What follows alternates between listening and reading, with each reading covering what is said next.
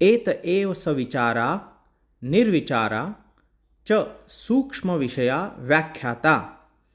पतंजलि जी अपने समाधिपाद के 44वें सूत्र में यह विचार कहते हैं, अगर आपको अल्टीमेट आनंद लेना है रिलैक्सेशन का, तो यहाँ पतंजलि जी ने यह 44वें सूत्र में यही बताया है।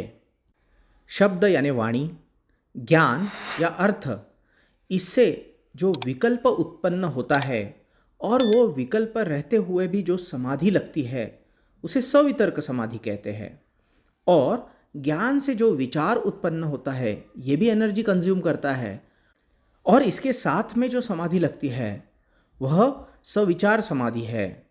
लेकिन और एक प्रकार पतंजलि जी ने बताया है, वह है निर्विचार समाधि, जिसमें विचार ही नहीं रहते। यानी देखिए 4 टाइप समाधि के हो गए हैं। सवितर्क यानी वितर्क के साथ, निर्वितर्क यानी बिना वितर्क के, सविचार यानी विचारों के साथ समाधि, और निर्विचार जहाँ पे विचार ही नहीं है। ये आपको मैं एग्जाम्पल के साथ में एक्सप्लेन करता हूँ। जैसे ये शब्द है विष्णु, विष्णु का अर्थ है विषणु, यानी जो हर जगह सर्वव्यापी रहने वाला ऐसा वो, यह विष्णु होता है। यह उसका विचार है।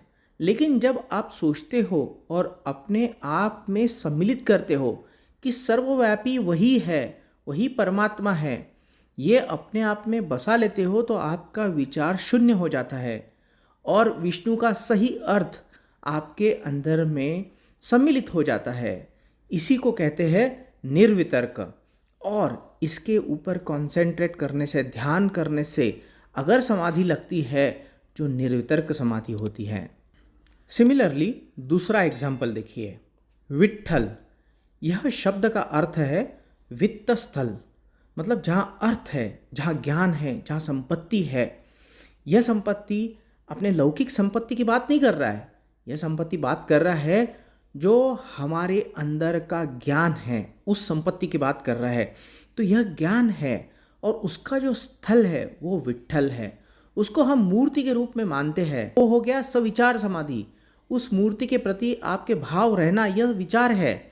लेकिन यह एनर्जी सेंटर, हम भी उसके पार्ट है और वो सर्वव्यापी है। ये जब आपके विचार रहते हैं तो विचार धीरे धीरे शून्य हो जाते हैं और उसको कहते हैं निर्विचार समाधि। निर्विचार समाधि जहाँ कोई विचार नहीं है, जहाँ आप सर्वव्यापी हो और आप में वो परमात्मा भी सर्वव्यापी है।